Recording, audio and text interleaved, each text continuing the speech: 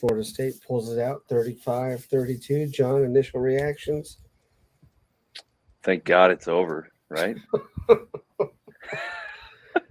Oh, Like man. that was one of the most stressful games of the season. Like By far. these last two, I guess we kind of got used to the rocking chair games that kind of the middle of the season after the 4 game kind of death row part of the schedule. We're blowing teams out, like shitty teams like Miami and well, Syracuse, Georgia Tech, and Miami. Yeah. in Miami, mainly Miami. Yeah, I was thinking about as we're prepping for this, I was thinking we kind of had the same dialogue coming into those games of we expected a blowout and we got a blowout. And I'll be the first to admit I expected a blowout tonight. Maybe I Yeah. was wrongful in thinking that I didn't understand the spread. It opened at 7, and I think it finished at 9.5.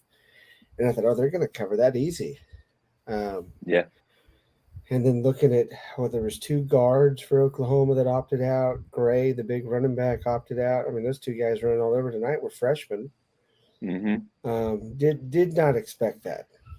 So do you think that they were able to have such great success on us on the ground because that is what our defense allowed them to do? Yeah, I feel like we may have been set up, kind of so paranoid about getting beat by Dylan Gabriel and Mims, that we just like we've got 6 dudes in the box, daring them to run the ball, and they just took us up on it, ran the ball 60 times for 270 yards. I think so. I, Yeah, I it's not like we defended the pass a whole lot better. So um, yeah, I really don't know what was the issue defensively because it wasn't really anything different than they had done all year. Oklahoma, that is. I mean, different running backs. I mean, I guess maybe they were daring them a little bit. Hey, you don't have Gray, your 1,000-yard rusher. I mean, Gray was a big part of them probably even being bowl eligible. yeah, Um, but man, Stoops hurt us too on some of those little swing passes. We were making him look like an All-American. yeah. I don't know. I feel like the game was a chance for Jared Verse to really make a statement. Playing against some inferior talent, well, supposedly inferior talent. It the tackles for OU haven't exactly looked great all season, and then they opt out, and we've got their backups in the game, and I was expecting a big game out of Verse, and outside of the last play and maybe a couple plays early on, I feel like he was not all that impactful on the game, and I think honestly that right there is my biggest surprise from the game. I expected a big game out of Verse, and we did not get one. Absolutely, absolutely. And with these bowl games, especially now, with all the opt-outs and guys changing schools and all of that. Yeah, I mean, for one, picking bowl games anymore is like shooting blindfolded. I mean, it is because you don't know what you're going to get, and then you can't help but wonder in a situation like that. Was he holding back a little bit? Was he trying not to get hurt? Yeah, I, that's fair. but there again, I don't know. I don't. I mean, from a fan perspective, if he wasn't holding back, you're kind of like, oh, that's great. Maybe that means he'll get a bad a bad scouting report or not what he wanted, and he'll come back for another year. I mean, I think the fact that he hasn't already declared it, well, I say he hasn't already declared. I haven't been checking social media in the last hour or so, but the fact that he hasn't declared or hadn't up till now, like the feedback that he's gotten from the NFL probably isn't exactly what he wanted, and I don't know that he did anything in this game to really change that. I agree. Yeah, Um, I definitely I think that was a big hit right there, like you said. On the biggest surprise of the game was Verse not impacting it more.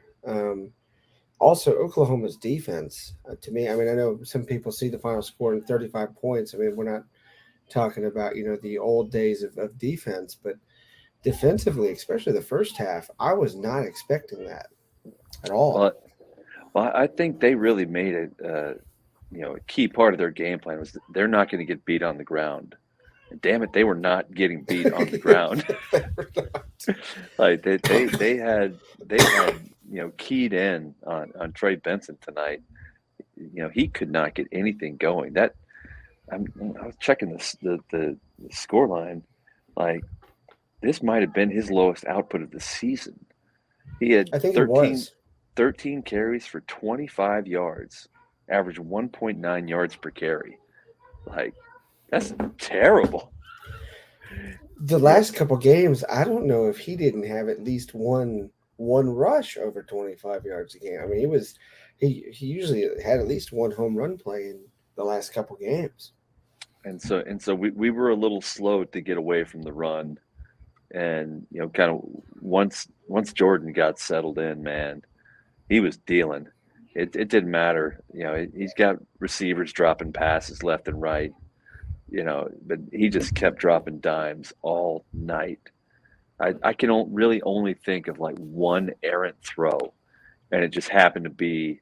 It might have been on the second drive. It was on the second drive where we went down the field, kicked the field goal, stalled in the red zone, right?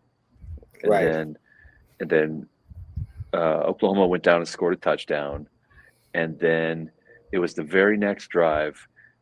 He missed somebody on like a short out pattern, but I don't think it would have gotten a first anyways. So I don't know. This is one of his best games of the year. Like Travis was dealing tonight. What was it? 27 to 38, 418 yards through the air, two touchdowns and an interception. But there again, an interception on kind of a jump ball and a fourth down. I mean, yeah, it goes down as an interception, but he probably doesn't throw that ball if it's not fourth down. That one to I, I don't even Johnny, I don't even think he had a read on that play. no. I I think he just the play is this is the route you make this throw because like it if there's any kind of option to that, like Johnny can just keep running because dude stops to play the first down marker and he's got no safety help over the top. If Johnny just keeps running, he walks in, Well, assuming he catches the ball. I well, I sent you a picture. I hadn't really gotten to talk with you about this yet, but yeah, it ends up I was sitting at the game next to Lonnie Pryor and didn't realize who it was at first. He looked a little familiar, and he starts talking to me at halftime, and he says, "What do you think we need to do in the second half?" And before I could say anything, he's like, "We need to just air the ball out to Johnny. That's just what we need to do." He goes, "I don't understand why we're not throwing to him every time, especially when they kept lining him up in man coverage. That 5'10" guy was not going to stop him Right. if he got up in the air." Yeah. And we did what was it was in the third quarter, the one where Johnny had a touchdown, drops it, and I don't think it's going to be a wide touchdown, open. but it You should have don't been a think catch. so?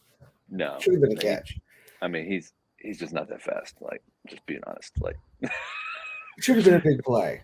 yeah, it should have been a big play, but I Um, don't think it would have been a touchdown. Now, your thoughts on, because I've already seen, I haven't been on a lot of the social media platforms. A lot of it's just been people I know that are Oklahoma fans. A lot of people complaining about that Oklahoma touchdown that comes back that would have made it 21-3. What were your thoughts on that one? I thought it was the right Uh, call. I mean it was kind of ticky tack because it was on the left tackle, right, Right. and the run was up. I mean it was off. I'm trying to remember, it was like the run was behind the right guard, wasn't it? So it was a little ticky tack. I don't know. I can see them being upset, but I don't care. I mean, like you talk about, multiple, yeah, like the face mask on the Micah Pittman where they hit Travis with the overthrow, but it's like, Oh, yeah. yeah. So and you were at the game. I don't know if you had the luxury of the replay that we got at home, but there was I think it was a second down play where it looks like Jordan Travis overthrows Pittman on a like a little fade route, but it's like the whole time the corner's engaged with Pittman, just straight up grabs his face mask, doesn't let him run by, and I couldn't see the face mask live, but it was obvious that he was holding him somehow. yeah, Um, and so there were a couple of face masks that just didn't get goal, and so and there was I don't know. a It, Miss it Horse was Collar on Benson there at the end. You yeah. know what I'm talking about. Yeah, I know exactly. The one where Travis gets drugged down, hurts his ankle, Yeah. like was a horse collar tackle, not called. But I mean, dude's a champ. Didn't even matter. We scored on the drive anyways. But like, I don't know how you don't call that. There were multiple times where they're just grabbing the nameplate on our players' jerseys and just pulling them from behind. It doesn't matter. It legitimately doesn't matter. And It was a well called game. Hang on one second. I gotta let the dog inside. yeah, yeah. I can still hear you. Hey, Mike. Yeah, that was huge. It's pretty crazy to. I'm just looking at the comments here. Mike Oh, we got Myers comments. said, yeah. What's up, fellas? Go Knowles, 10-3. Now I'm not sure what Mark is referring to. 418 yards is because the Sooners play. I don't know if I'm assuming that's going to be a some kind of comment to the detriment of the Big 12, which I mean, I'm here for. The Big yeah. 12 does not play defense, and Look at that honestly, last comment. I was very, very surprised at how well Oklahoma played us defensively in the first half. And I don't know if it was just, we missed so many opportunities on fourth down, or just the stubbornness to not go away from the run for as long as we did. But there's a big part of that game where I'm like, I don't know if we're gonna be able to pull this out, because like I didn't have a whole lot of faith in the defense, and I think obviously it's like the last couple of games they've shown we have some big time deficiencies in either talent or coaching or both, and we've got to get that fixed. And I don't know I don't know exactly how Mike's going to plan about going about that, but as Mike Myrick says here in the chat, hashtag Mike got us. Hell yeah, he does. Yes, he does. I like the He'll get comment it too fixed. about the huh? He'll get it fixed. Oh yeah. He'll do whatever we got to do. He'll get it fixed. I like the comment too about the Vietnam flashbacks of the horse collar on Rashad Green in the national championship game. I mean, we won that game too, so like, it was really that big of a missed call. Like the missed calls always hurt worse when you lose the game. I always forget about them when we're winning. It's like, so what was it, the 2015 Clemson game? Was that the chop block game where we got absolutely hosed? 16. 16. Where Dalvin Cook, yeah. There you go. Those calls are the ones that stick out in my mind, where That we have a was legitimate shot to win the game, if not for this egregious call. he took that to the house, didn't he? Yes, and they called it back. Well, I don't. 70-something. I don't think he took the house, but I think it was down to like the red zone, inside the red zone. It was a big play. Yeah. And I won't dwell on this, but it did come up in chat with Lonnie. Something came up about the he was saying when he was at Tampa, he played with Mike Glennon, and he's like he always brought up that 2012 NC State game, Dude, we got to quit doing this. I Like know, I'm we just have trying to say something. we have like a big win, and we just start talking about all the shit that went wrong and how terrible that loss was that one time. Like, dude, we got 10 We'll flip wins. it. We'll flip it. So We got 10 wins. this momentum of the 10 wins in the next season, what do you think that does for us? Well, I mean, you look at what we're bringing back on offense. You know, the first and foremost, Travis is coming back. All right, then we got Benson. We got our entire receiver room, plus you've The two got tight ends. the two tight ends. You got Morlock and I can't want to call him Debo. Yeah, me too. The kid from South Carolina. Yeah. Oh, what is his name? But it's like we're going to score 60 points a game, and so it really comes down to like I'm being, you know, obviously being hyperbolic here. I don't think we're actually going to score 60 a game, but I'm not concerned about the offense next year. But it really comes down to the defense. It's like that's going to be the ceiling coming into next year. It's like, can we get, you know, the requisite talent and or coaching to get us to the next level? I mean, I given how high powered our offense is going to be, I don't think it needs to be, you know, some gargantuan step forward, whatever. But I don't know if we played starting quarterbacks this year, I don't think our defense would be ranked as highly as it was. You know, we were very fortunate to face a lot of teams either, you know, with a severely hampered starter or face their backup. Yeah, because I mean, right off the top, I'm thinking Miami, Georgia Georgia Tech, Tech, half of the NC State game, which we lost, by the way. right?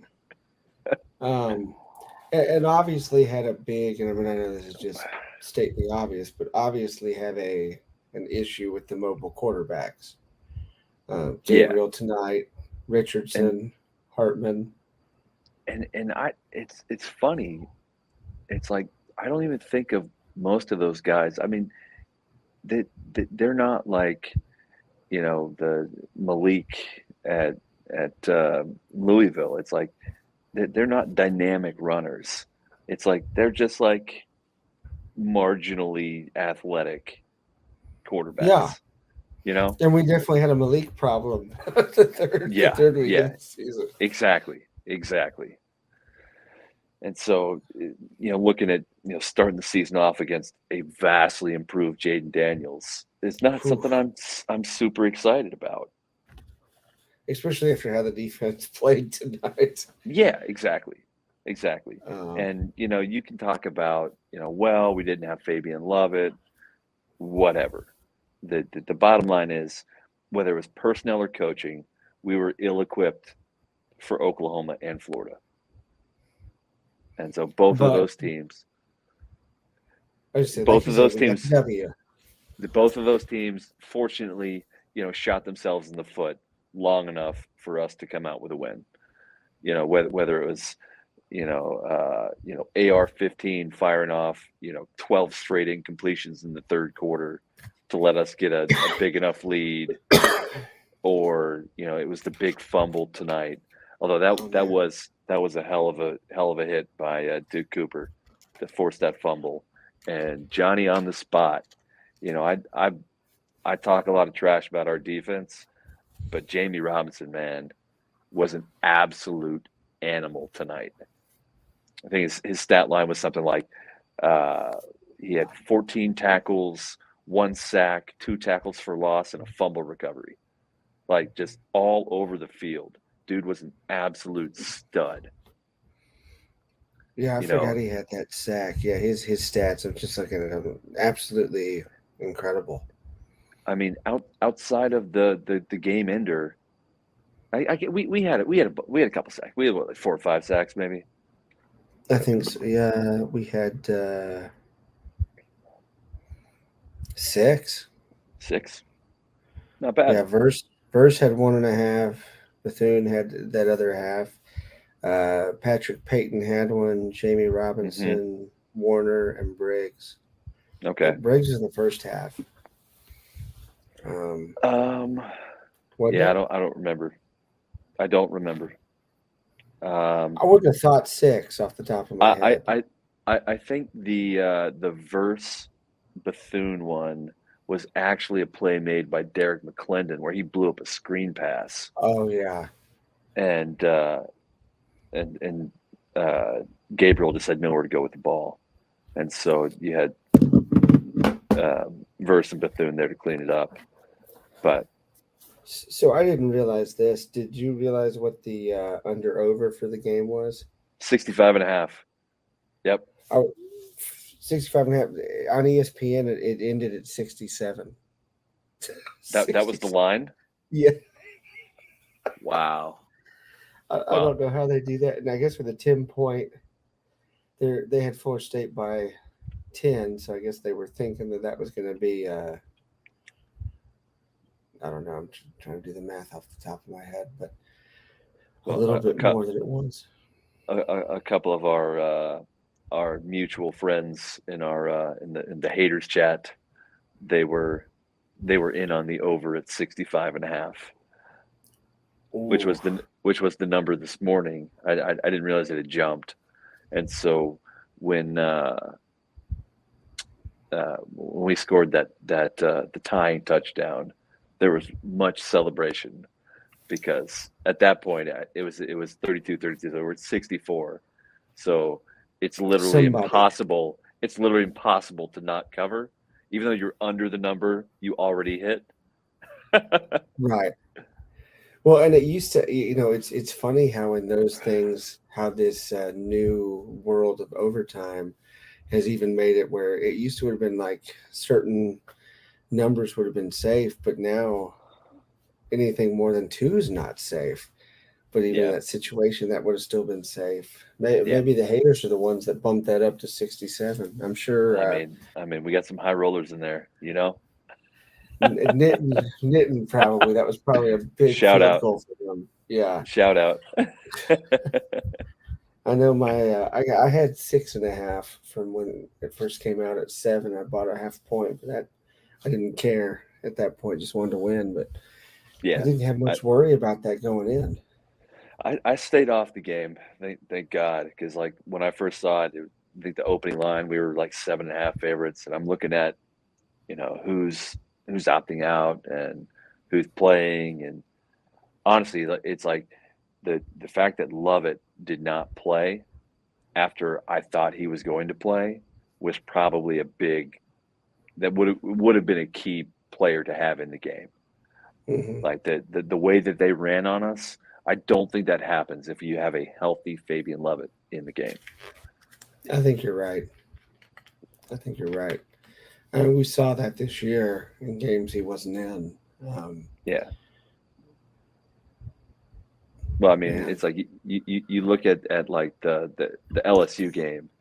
How, I know it's easy. Like, well, it, I guess it's hard to look at the game one, new scheme, new coach, but they were not able to have the success offensively against us when he was in the game versus that last drive when he wasn't.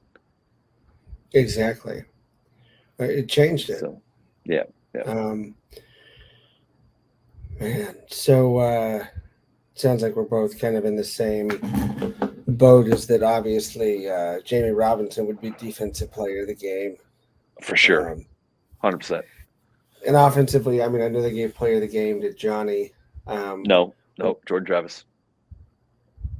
It went to Travis huh? It did. Okay, so on what the award did on the Johnny? broadcast, anyways. What award did? Okay, at the stadium we were getting out, but they announced something to Johnny Wilson and we're interviewing maybe offensive player of the game. Uh, I, I don't know. I'm pretty sure he set the receiving record for the bowl game for Florida State, Okay. but he. I mean, I don't think you can give him the player of the game. No, I would have given it to Travis.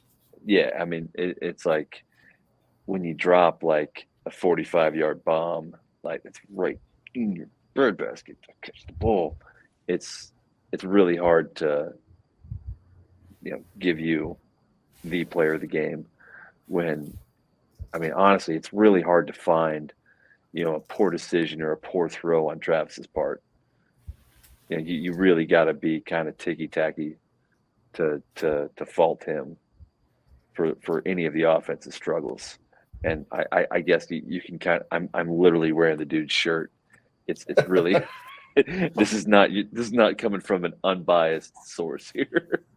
No, absolutely. We got a new comment from an Oklahoma fan.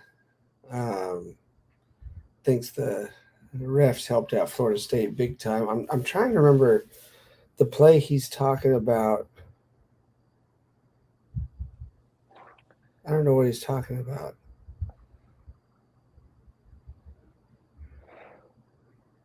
Which play Florida State was clearly short and they got a first down. I know he's talking about the Pittman, the tunnel screen. We got a Bama spot. Oh, okay. Yeah, no. I know exactly what he's talking about. Like I thought it was gonna be close. It was gonna depend on the spot, but then they just gave us the first down. And I mean, I'm a simple man. I'm not gonna.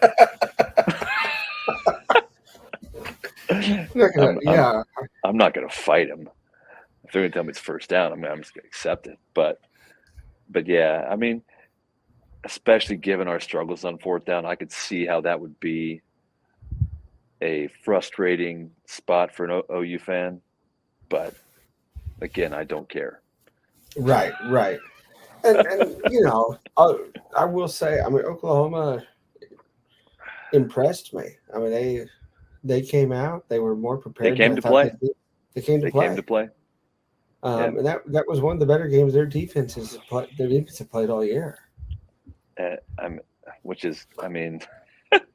still gave up like 600 yards of offense and 35 points.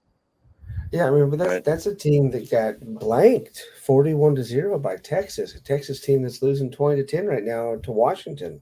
Yeah, but they didn't have Dylan Gabriel for that game. He was out with a concussion. That's right. Yeah, I forgot about that. That is a big difference. Yeah, but I'm talking about their defense. 41 points. I mean, it's like these are not professional players. There's a certain point in the game where if all hope is lost, you're not going to score any points. It's like what is the number that I feel like our offense can put up? And without Dylan Gabriel, it's probably not a very high number. And so once Texas got to 14 points, it's like, well, what are we doing here? The game's pretty much over. I get it. But yeah. That was the week after getting boat raced by. Was it a week or 2 weeks after they got boat raced by TCU? It was the next week. So Dylan Gabriel got.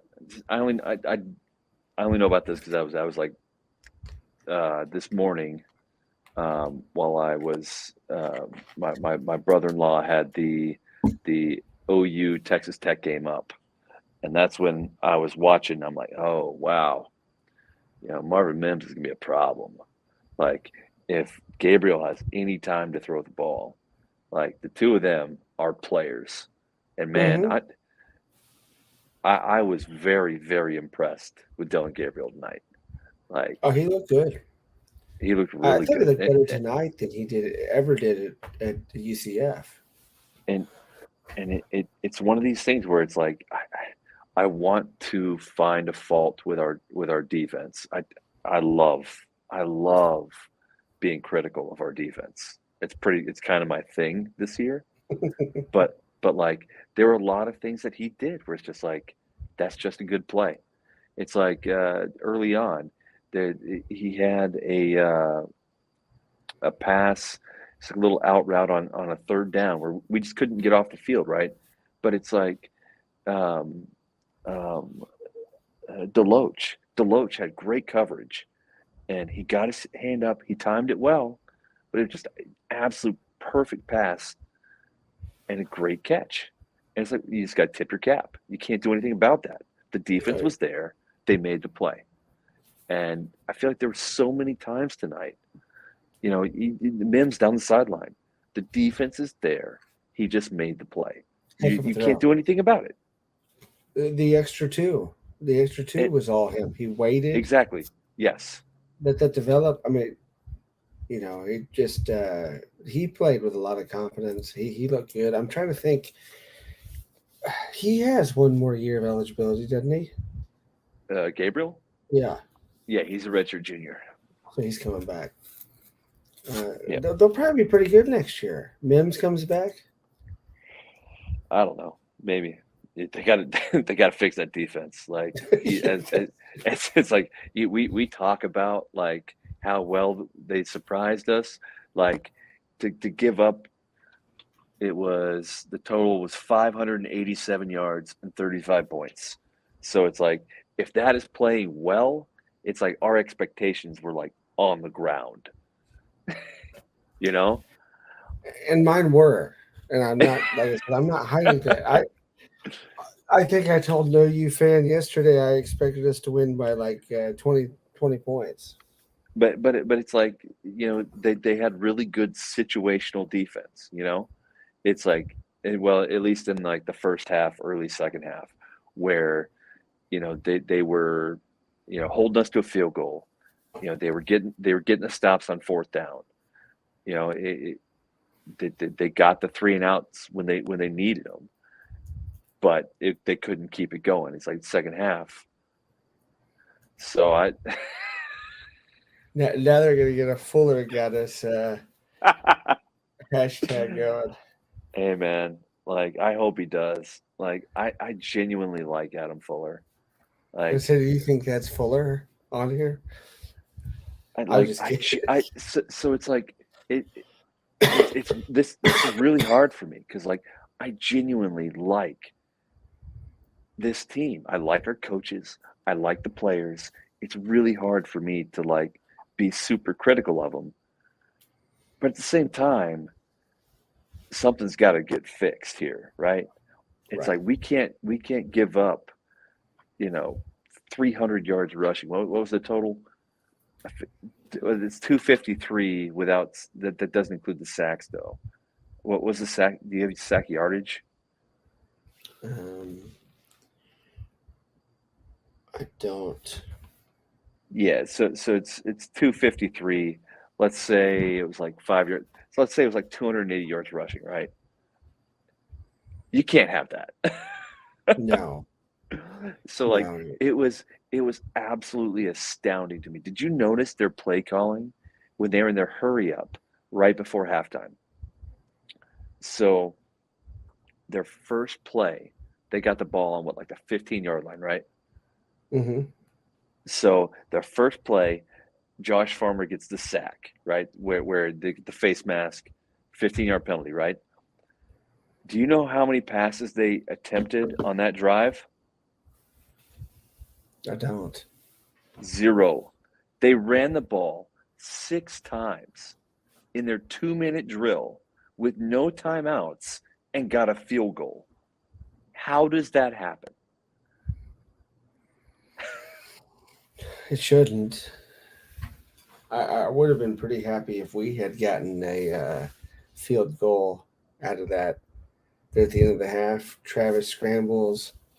I mean, that was an ambitious attempt, and I'm not going to disparage Fitzgerald, but like I was thinking maybe that was his range. Up close isn't. Maybe. I really hope he gets it together in the offseason. I hope he gets right, goes and like, trains and sees his like sports psychologist, like get, I don't know. No, you're right. I do too. I do too. And I'll give it to him. He bounced back after a horrible start to the season. And it's like he was a decent kicker last year. I don't know why the special teams, Papuchis, is he the special teams coach still? Like, I don't know why they allow him to change his run up on his kick from like he went from 3 steps to 2 steps, and he was absolute garbage. So he goes back to 3 steps, and now he's decent again. I don't know why they ever let him go change what he was doing, but I don't know. If we need new players and coaches, I'm sure Mike is going to do what he needs to do because he wants what we want, right? Like everyone on in this program wants what we want. Everyone wants success. Everyone wants to take the next step. And it's all about getting the right players, the right coaches in position for success. And I think Norvell's going to do that.